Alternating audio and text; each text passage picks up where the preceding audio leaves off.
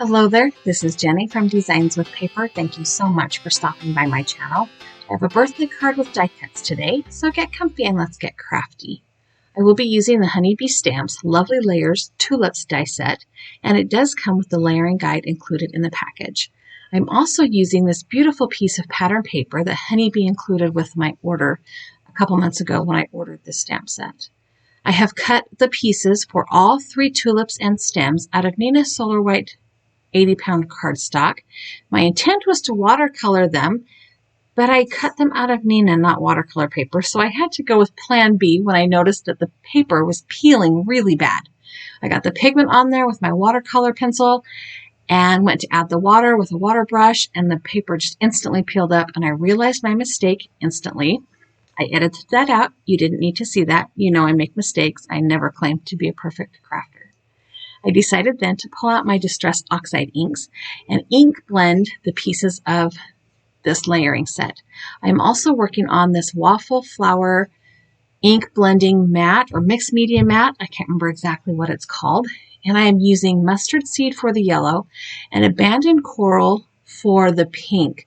And I am just blending these together. So on each piece, starting with the front, I am adding just a little bit at the bottom.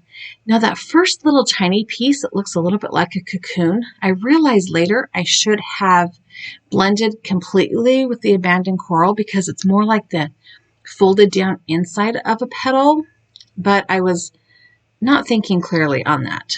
Anyway, I have blended all 4 pieces of this flower, this tulip, with the mustard seed, and then I'm going back over it with abandoned coral at the bottom because in this particular tulip, the darker colors at the bottom, and I'm trying to create a blend that is not quite straight across, and as I'm putting the pieces together, I am just making sure that it is appealing to my eye. So this back piece, the very bottom layer of this tulip, needs to be mostly the abandoned coral with just some mustard seed right on the tips of the petals. I have sped this up quite a bit. I promise you I don't ink blend this fast. So here is the tulip all layered up with the first 4 pieces. I do not have the inside, the stamen and all that inked up yet. I am going to do the same thing with the other 2 tulips as well. So there is a large tulip, an open tulip in this set. There is a closed tulip flower in this set, and then a tulip bud. And 3 different stems. So I cut them all. And for this closed tulip, I started with the abandoned coral and then added the mustard seed. Same process. I'm using the abandoned coral at the bottom and the mustard seed at the top, blending them together, trying to make it not have a perfect horizontal blend, just kind of giving some dimension and color variation to tulips. So I have said this probably 1,000 times. Tulips are my favorite. I have in my front yard yellow and dark purple tulips planted, and I'm wanting to see if they will cross-pollinate and make yellow and purple tulips. So far it hasn't happened. This year they came up beautifully and the squirrels ate all the flowers. I had 1 flower that opened up. I wanted to kill all those little critters. I didn't, but I wanted to. So lesson learned. Next year I need to put some rodent repellent or my dog in the front yard for the entire time my tulips are blooming. Super annoying. Okay, so here is how this closed tulip layers up. It has a solid piece, and each of these pieces has some embossing into it so that when you look at it up close, there's some nice detail to the flower. And I love it. This is like one of my favorite layering dies. I say that about everything, but I love the pine cone layering die that they have too, so I don't know. Okay, we're moving on to the tulip bud. The pieces are smaller. I'm trying to keep my fingers out of the way. One thing with ink blending is that you can leave fingerprints on your cardstock if you're not careful. So I'm really trying to be gentle and not get those fingerprints on into my ink blending. And these pieces are itty bitty. You can tell that I no longer care about keeping the mustard seed and the abandoned coral separate. I'm just blending them. You know, at first I was doing the abandoned coral on the left and the mustard seed on the right, and then I just decided I didn't care anymore. When it got to these little pieces, they were kind of hard to hold still, so I didn't care anymore. Okay, and there is our bud. The next thing I need to work on is the stamen pieces for the tulip. Now, I picked squeezed lemonade because it is a lighter, brighter yellow, but because I had the mustard seed as the light color in my tulip, it doesn't really stand out really great. So I need to do something different with that next time. For my stems and leaves, I am using peeled paint and rustic wilderness. And the stems I will do in rustic wilderness, that is the darker color. And there is one stem that has no additional leaves. And that is the smallest stem. The medium-sized stem has a leaf, and then the largest stem also has a leaf layer to add onto it. And again, these pieces have some embossing into the die cut piece itself, especially the leaf layer, so there's a little bit more dimension added to the stem and the leaf. For the leaves on the two larger stems, I am using peeled paint because in my mind the stem is dark and the leaves are lighter, and that's just what I did. So there you go. And now that I have it all ink blended, it is time to assemble this. I will be using my reverse clamp tweezers and my Tombow Mono glue, which, as we all know, is kind of my frenemy. I do love my reverse clamp tweezers because then I don't have to hold these pieces and get quite as much glue all over my fingers. But inevitably, I do. I have a package of baby wipes right off camera. You can't see them. And in between every leaf, I just wipe my fingers and get the glue off. I still end up with glue all over my fingers. So I don't know what good that does, but it's all good. I just keep wiping the extra glue off so that I don't stick things that shouldn't be stuck together. All right, we're going to work on these tulips.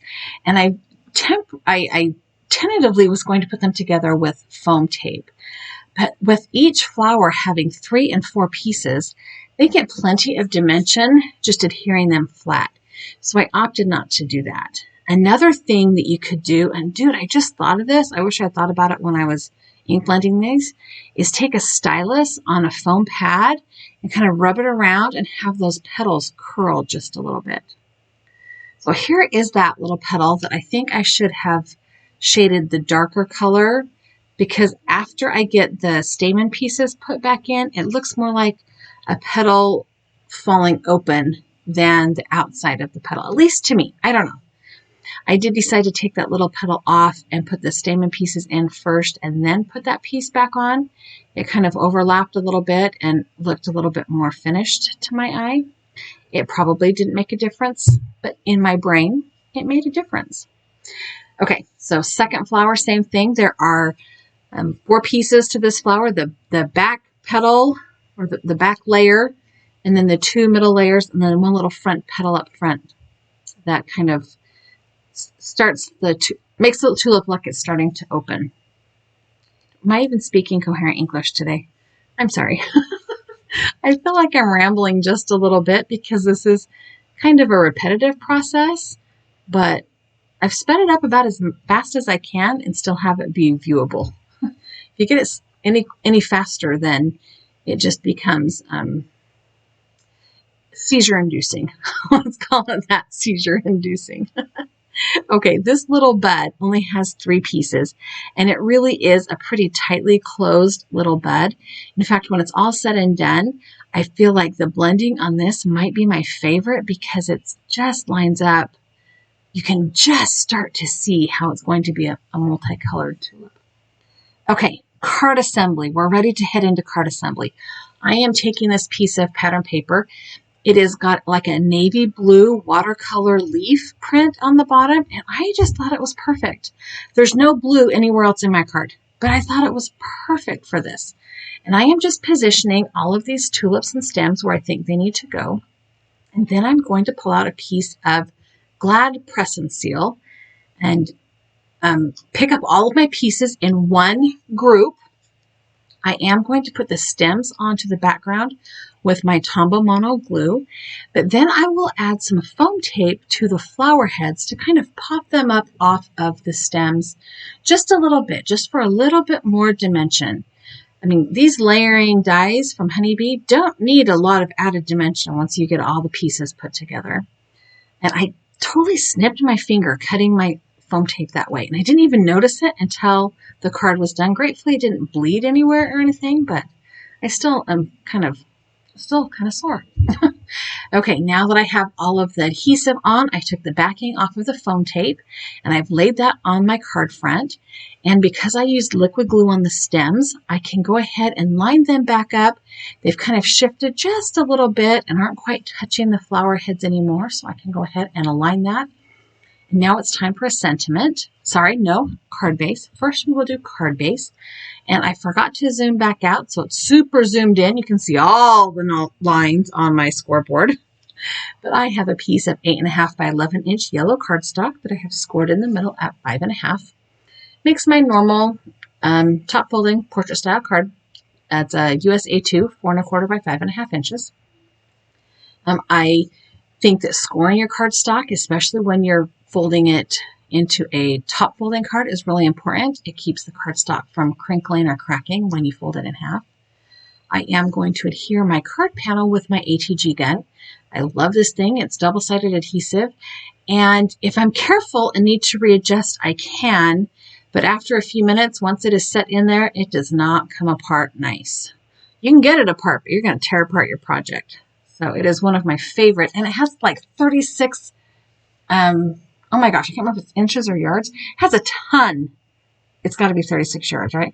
Ton of, no way. Anyway, has a ton of adhesive in it. Okay, back to the card. I am going to add a happy birthday sentiment with that Stampabilities sentiment stamp set. And I'm stamping happy birthday on a piece of white scrap cardstock. And I decided to use a dark blue ink. I am using my Misty Stamp Positioner, which is a good thing because I used a really large ink pad and I didn't get it inked up very well. So I love my Stampin' Up! Ink pads because they have that nice juicy foamy surface, but the design of the pads makes it a little bit hard to get your stamps inked up all the way. Anyway, now that I have it stamped, I am going to go ahead and use my Simon Says stamp label dies to trim this down. I'm going to run that through my die cut machine off screen. I'm going to tape it down with just a little bit of de-stickied painter's tape so that it doesn't shift. And then I will go ahead and send that through my die cut machine. I am working with my Spellbinders Platinum die cut machine because, as I previously mentioned about a year ago, well, almost a year and a half ago now, my beloved Cuttlebug died. It still works. There's just no oomph left in it anymore. I decided that the sentiment needed a little bit of a backing, so I pulled out a navy cardstock that kind of matches those flowers in the background paper, and I will adhere that with ATG tape and then trim this down with my Fiskars paper trimmer. I did finally get new blades, so I don't have to worry about it tearing apart the trimmer, but yeah, I don't know about what. Anyways, I am going to use foam tape to adhere the sentiment, but I've taken a piece that is shorter than my sentiment strip and cut it in half and left the middle open so that when I center it over those layers of cardstock that create the stems, there's not a bump in my sentiment. So here is the nearly finished card. I decided to zhuzh up the stamen pieces with a little bit of Wink of Stella. And that's it. So these layering dies make super beautiful, super quick cards. Thank you so much for stopping by my channel. I hope you had a fabulous day. I have added a couple of other videos here I think you would enjoy. Also a subscribe button. If you have not yet subscribed to my video, or my channel rather, I would love it if you did. Leave me a thumbs up if you like this card, and if you feel like it, leave me a comment. Have a really fabulous, fabulous day.